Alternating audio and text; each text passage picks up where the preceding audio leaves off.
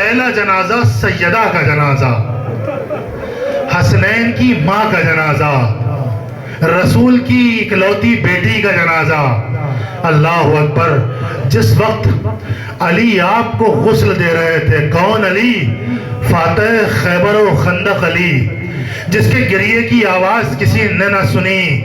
اللہ اکبر۔ وہ علی غسل دیتے دیتے ارے حجرے سے باہر نکل کر آئے، تڑپ کے چیخ مار کے روئے۔ ایک جانب سے سلمان نے پکڑا، میرے مولا یہ گریے کا سبب کیا ہے؟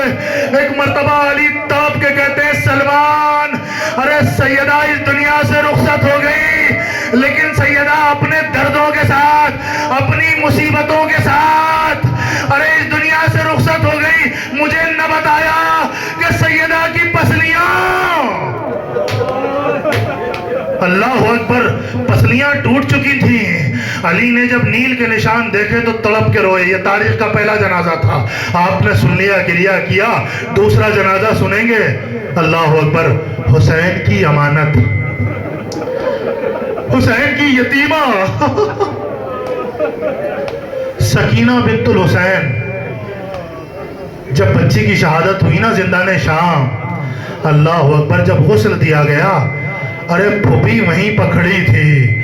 جیسے ہی غسالہ ارے کرتے کو بدن سے جدا کرنا چاہتی تھی، زینب کبریٰ تڑپ کے روئی، تڑپ کے روئی۔ کرتا بدن سے جدا نہیں ہوا، معلوم ہے کس لیے جدا نہیں ہوا؟ اس لیے کہ اس ننھی سی جان پر، ارے ننھی سی کمر پر ظالم کے تازیانے، اتنے تازیانے مارے گئے تھے کہ کرتا کمر سے چپک گیا تھا۔ اجر و قبر اللہ۔ ارے زینب کبریٰ سید سجاد کی خدمت میں تڑپ کے آئی، ارے رو کے کہتی ہے، بھیا ارے کرتا ننھی سی جان سے چپکا ہوا ہے، حکم دے کرتے کو جدا کرے یا کفن دے۔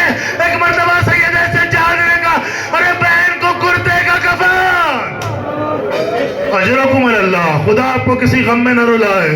یہ دوسرا جنازہ تھا، یہ دوسرا جنازہ تھا۔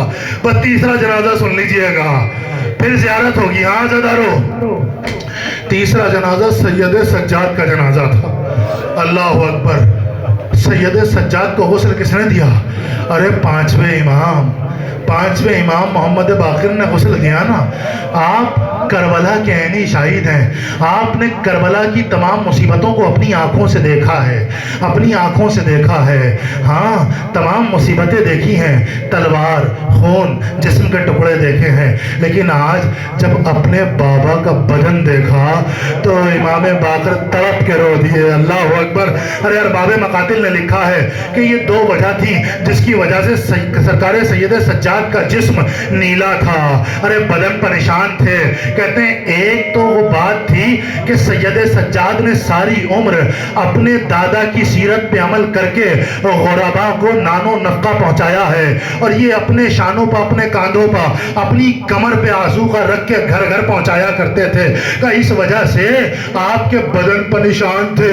اور دوسری وجہ جانتے ہیں؟ دوسری وجہ یہ تھی کہ جیسے ہی کہیں پہ قافلہ رکتا تھا، ارے جب کوئی نیزے پہ سر نہیں چلتا تھا تو شمر تازیانہ لے کر ارے سید سجاد کی طرف پڑھتا تھا، ارے کبھی کمر پہ تازیانہ پڑھتا تھا، ارے کبھی ارے کمر کا لنگر کمر کو اذیت دیتا تھا، ارے گلے کا خاردار تو ایسے اذیت دیتا تھا کہ جب سید سجاد آگے بڑھتے تھے تو آگے کے خار گردن میں پیوست ہوتے تھے، جب پیچھے ہٹتے تھے تو گلے میں خار پیوست ہوتے تھے۔ ہاں دادارو، یہ سرکار سید سجاد تھے جن کا جنازہ جب غسل امام باقر دے رہے ہیں، تڑپ کے گریہ کر رہے ہیں، بابا ارے یہ آپ کا جنازہ، پورے بدن پر تازیانے کے نشان ہے، جسم نیلا پڑا ہوا ہے۔ عجب نہیں، ارے جنازے سے آواز آئے، اے میرے لال باقر، تم تو کربلا کے شاہد ہو، ارے میرے جنازے پہ صرف نشان ہے، ارے میرے بابا کا لاشا 3 دن کربلا کی خاک پہ تڑپتا رہا، ارے سید سجاد کا جنازہ لے کر نکلے، جنازہ تڑپ رہا تھا، بابا مجھے معاف کرنا، مجھے غسل ملا، کفن ملا، مگر آپ کو بے غسل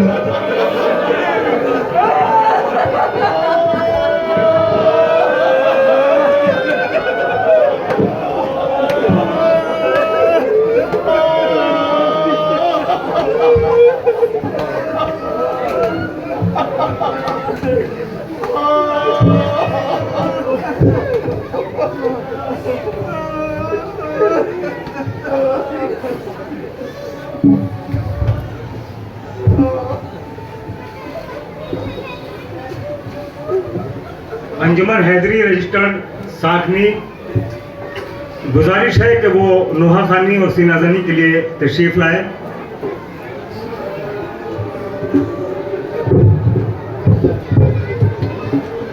अंजुमन हैदरी रजिस्टर्ड साखनी ब्रांच दिल्ली के तमाम मातमदारों से और जो मौजूदा इस वक्त नोहा खान है उनसे गुजारिश है कि वो स्टेज के बाद तशरीफ ले आए और तमाम नौजवान एक दूसरे को इत्तला कर दें, क्योंकि जुलूस इस बार थोड़ा प्रशासन की वजह से जल्दी हो गया है, तो पता नहीं है बहुत से लोगों को अभी।